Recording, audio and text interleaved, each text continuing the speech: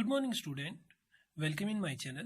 Today we will discuss on the topic chemical equations and the chemical reaction. Chemical reaction and chemical equation.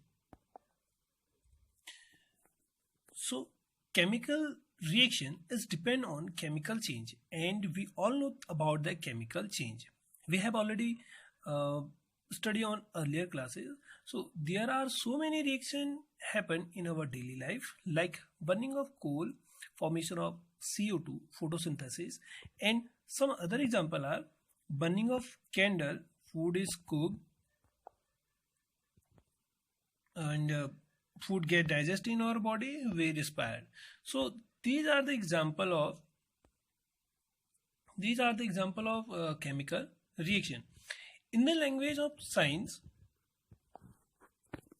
the chemical reaction is a process which transforms one or more substance into new substance. Listen carefully. The chemical reaction is a process which transforms one or more substance into new substance. During chemical reaction, new substance will formed with new property. New substance with new property. So the chemical reaction have a different property from the reactant. Okay, to learn about the chemical reaction, let us perform the following activity. This is a group activity, and here we can see that the lead nitrate solution is added with potassium iodide solution. The potassium iodide solution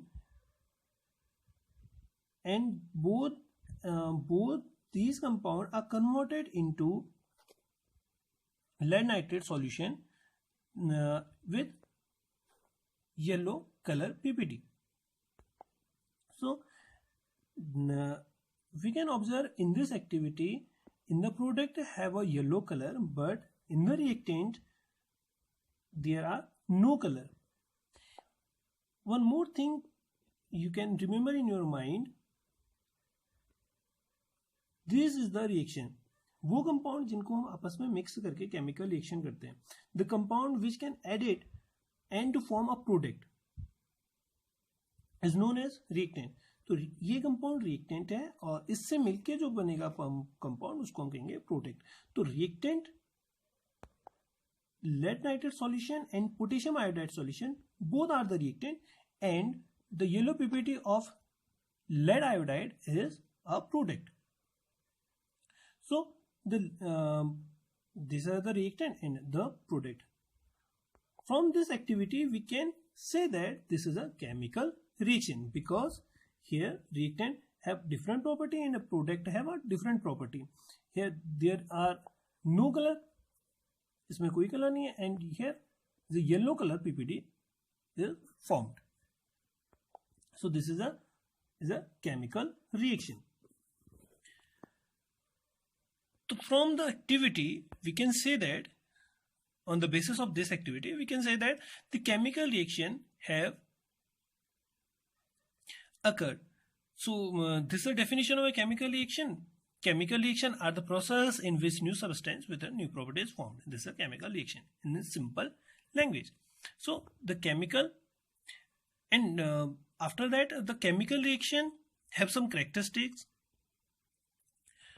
तो chemical reaction की characteristic कि हम कैसे identify करेंगे कि the reaction is a chemical reaction or not.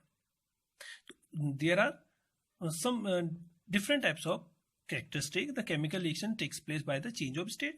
यानी कि chemical reaction during of a chemical reaction state change हो सकती है किसी भी कंपाउंड की. अगर किसी भी कंपाउंड की स्टेट चेंज हो सकती है, या जैसे हमने पिछले वाली एक्टिविटी में दो लिक्विड को मिलाया, तो हो सकता है उसे गैस निकले, या हो सकता है सॉलिड कन्वर्ट होता है लिक्विड में, या फिर लिक्विड कन्वर्ट हो सकता है गैस में. तो फिजिकल यानी कि चेंज ऑफ स्टेट हो सकती है केमिकल रिएक्शन में. केमिकल रिएक्शन अगर चेंज इन कलर चेंज हो सकता है, जैसे कि अभी हमने देखा था कि येलो कलर का पीपीटी बना था इससे पहले वाली एक्टिविटी में. तो चेंज ऑफ कलर, अगर कलर चेंज होता है तो भी वो केमिकल रिएक्शन है. स्टेट चेंज होता है तो केमिकल रिएक्शन से हो सकता है. The chemical reaction occur with the evolution of gas, अगर उससे गैस निकलती है तो भी केमिकल रिएक्शन है. और अगर इवोल्यूशन और एब्जॉर्प्शन ऑफ हीट एनर्जी, यानी कि उससे हीट निकलती है या हीट एब्जॉर्ब होती है, तो वो भी केमिकल रिएक्शन का एक पार्ट होता है। तो ये कुछ करेक्टरिस्टिक्स हैं केमिकल रिएक्शन की। With the help of this characteristics we can identify our chemical reaction. अब we can move on the next point, the chemical equation. तो अभी तक हमने केमिकल रिएक्शन पढ़ लिया, केमिकल रिएक्शन होती क्या है उसकी डेफिनेशन पढ़ी और उसकी कुछ कैरेक्टरिस्टिक्स पढ़ी। Now we are moving on the chemical equation, और अब हम जो पढ़ेंगे वो पढ़ेंगे chemical equation, about the chemical equation की केमिकल इक्वेशन होता क्या है। सो chemical equation we can define as the chemical equation is a substance used in a chemistry to represent a chemical reaction. ठीक है, the chemical equation is a substance used in the chemistry represented a chemical reaction. तो वो chemical equation होती है। अब इसके लिए एक एग्जांपल ले लेते हैं। जैसे अभी हमने देखा था कि लेड नाइट्रेट का सॉल्यूशन, ये हमने पहले वाली एक्टिविटी में देखा है कि ये लेड नाइट्रेट का सॉल्यूशन मिक्स किया हमने पोटेशियम आयोडाइड के सॉल्यूशन में, और हमारा क्या बना, लेड आयोडाइड का सॉल्यूशन। तो ये केमिकल रिएक्शन है। अब इस केमिकल रिएक्शन को हम किस तरीके से रिप्रेजेंट करेंगे किस तरीके से हम रिप्रेजेंट करेंगे इन अ पेपर, या हम किस तरीके से किसी को दिखाएंगे केमिकल रिएक्शन, तो इसके 2 मेथड्स होती हैं। फर्स्ट होती है वर्ड इक्वेशन और दूसरी होती है सिंबॉलिक इक्वेशन। जैसे अब देखते हैं, यहां पे हमने इसको रिटर्न किया है lead nitrate plus potassium iodide, यानी कि ये था लेड नाइट्रेट और पोटेशियम आयोडाइड, और ये बन गया आपका lead iodide plus potassium nitrate. तो ये दो कंपाउंड जो भी आपके, अब मैंने आपको पहले बताया था कि जो आप लेफ्ट साइड लिखेंगे, यानी कि ये जो कंपाउंड है वो क्या होते हैं, रिएक्टेंट, और इनसे मिलके जो कंपाउंड बनेगा वो होगा हमारा product. So after the reactant product will be formed. तो केमिकल रिएक्शन में जो लेफ्ट साइड लिखेंगे वो हमेशा आपका रिएक्टेंट होता है, और जो एरो के राइट साइड होगा वो हमेशा प्रोडक्ट होगा। ओके, तो ये हमारा एक केमिकल इक्वेशन है जिसको हमने वर्ड फॉर्म पे लिखा है। ये सेकेंड रिएक्शन देखेंगे, magnesium plus oxygen is equal to magnesium oxide. तो मैग्नीशियम प्लस ऑक्सीजन से हमारा क्या बनेगा, मैग्नीशियम ऑक्साइड। तो ये हमारा क्या है, रिएक्टेंट है, और ये हमारा प्रोडक्ट हो गया। तो लेफ्ट साइड आपका क्या हो गया, ये रिएक्टेंट और ये प्रोडक्ट। ओके, नाउ तो कह सकते हैं, अब आता है टाइप्स ऑफ केमिकल इक्वेशंस। जैसा अभी हमने डिस्कस किया था कि केमिकल इक्वेशंस की 2 टाइप्स होती हैं, एक होता है आपका वर्ड इक्वेशन एंड सेकंड होता है सिंबल इक्वेशन। तो वर्ड इक्वेशन में क्या होता है, देखिए वर्ड इक्वेशन जो अभी हमने थोड़ा देर पहले पढ़ा था कि जिसको हम वर्ड के फॉर्म पे लिखेंगे, तो वो का हमारा वर्ड इक्वेशन जैसे lead nitrate plus potassium iodide is equal to lead iodide plus potassium nitrate. तो ये जो कंपाउंड हमने लिखा है ये है हमारी क्या हो गई, वर्ड इक्वेशन। इसको हमने किस फॉर्म पे लिखा है, वर्ड इक्वेशन। तो ये हो गई हमारी वर्ड इक्वेशन। ठीक है, ओके, अब आते हैं नेक्स्ट रिएक्शन में।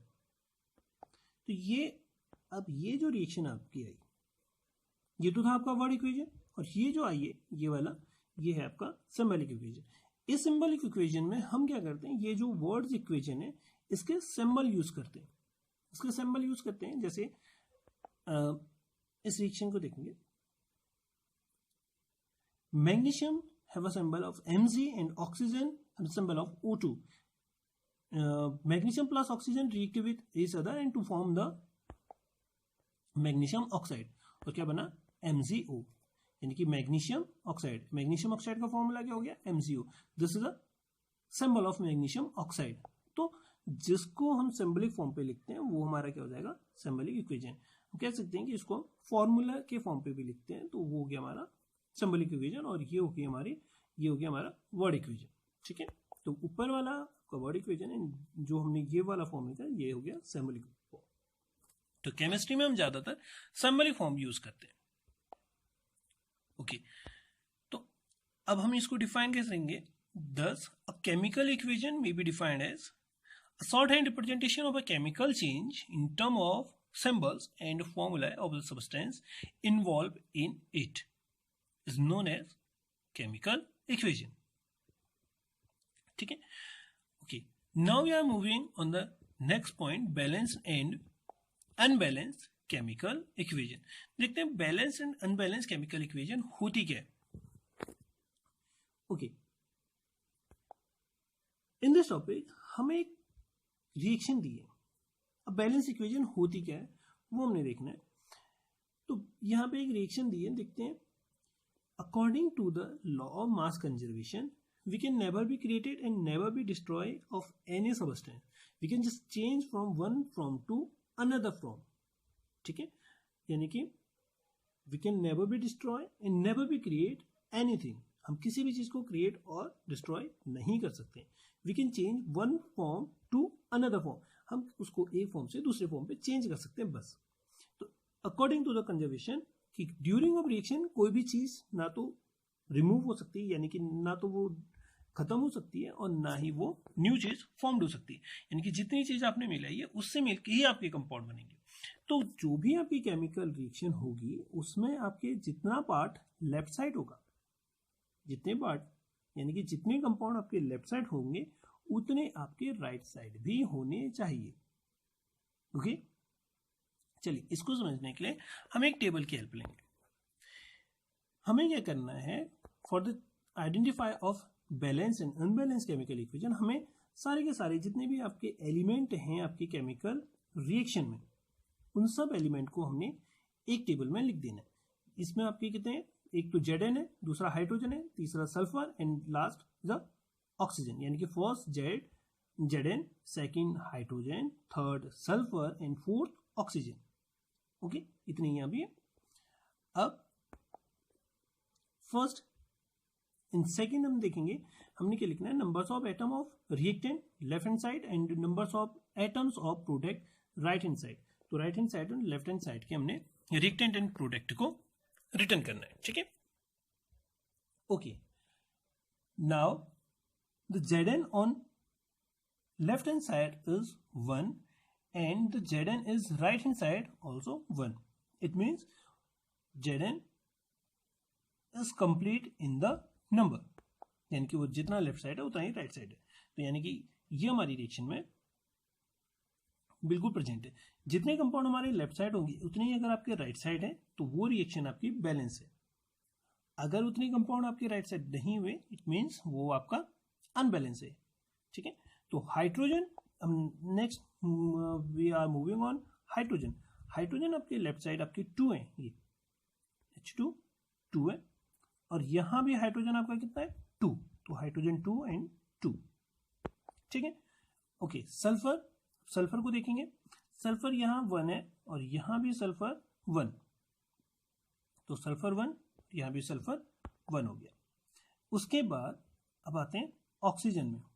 ऑक्सीजन यहां 4 है और यहां ऑक्सीजन भी 4 है, तो both the side oxygen have a 4 in number, ये 4। तो in this reaction both the compound on left and right side are equal. तो both the compound यानी कि both left hand side and right hand side all the elements are equal, thus the reaction is a balanced chemical reaction. तो हम इसको define कर सकते हैं, ये हम कह सकते हैं there are equal numbers of atoms of different element in the reactant and the product such as a reaction, such an equation is called balanced chemical equation.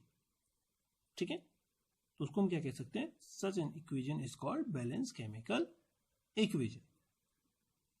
Okay, अब हम मूव करते हैं नेक्स्ट पॉइंट।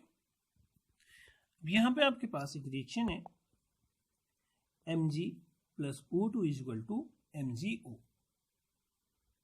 ओके, अब हमें यहां पर भी same process करना है। हमने एक टेबल लेनी है जिसमें हम एलिमेंट लिखेंगे लेफ्ट हैंड साइड के रिएक्टेंट और product on right hand side. सारे एलिमेंट को आइडेंटिफाई करेंगे और देखेंगे कि लेफ्ट हैंड साइड और right hand side both are equal हैं या नहीं है। चलिए इसके लिए भी हम एक टेबल लेते हैं, देखते हैं। तो लिखा हमने एलिमेंट, 2 एलिमेंट हमारे पास, एक तो है Mg, दूसरा ऑक्सीजन,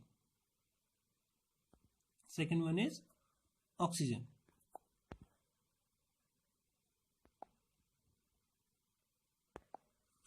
और ऑक्सीजन हो गया इधर MgO, ठीक है।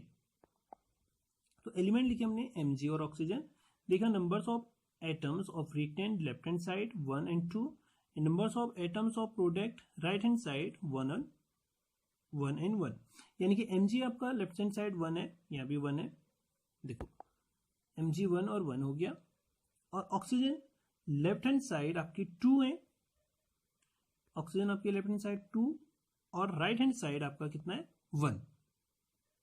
तो यहां पे आपका ऑक्सीजन आपका लेफ्ट हैंड साइड और राइट हैंड साइड में इक्वल नहीं है, ये यहां 1 और 2 है और यहां 1 1 है। तो हम कह सकते हैं let us clear from the numbers of atom of each element are not same in the both side, such an equation is called unbalance equation. तो ऐसी इक्वेशन को हम क्या कहेंगे, अनबैलेंस इक्वेशन कहेंगे, ठीक है। तो आप बैलेंस और अनबैलेंस केमिकल इक्वेशन को समझ गए, ठीक है। तो हम इसको डिफाइन कर सकते हैं या इनकी डेफिनेशन कैसे लिख सकते हैं, तो डेफिनेशन हो सकती है thus a chemical reaction which has an equal numbers of atoms of each element in the reactant and the product is called a balance equation. On the other hand, a chemical equation in which the numbers of atoms of each kind are not equal in the reactant and product is called unbalanced chemical equation. It is also known as skeletal equation. तो हम इसको क्या कहते हैं, skeletal equation कहते हैं, okay. अब हम कुछ क्वेश्चन आंसर करेंगे। तो ये आपके लिए वर्क है, इसमें आपकी कुछ रिएक्शंस हमने गिवन है, हमें इन रिएक्शंस में से आइडेंटिफाई करना है कि कौन कौन सी रिएक्शन बैलेंस रिएक्शंस हैं और कौन कौन सी रिएक्शन अनबैलेंस रिएक्शन है। This is your homework to check out how many reaction is balanced and how many reaction is unbalanced, ठीक है। how many reaction are balanced और how many reaction are unbalanced। तो आपको identify करना है कि कौन कौन सी रिएक्शन बैलेंस्ड है और कौन कौन सी रिएक्शन आपकी अनबैलेंस्ड रिएक्शन है, okay. and give your answer on comment box, like and subscribe this video, and thank you.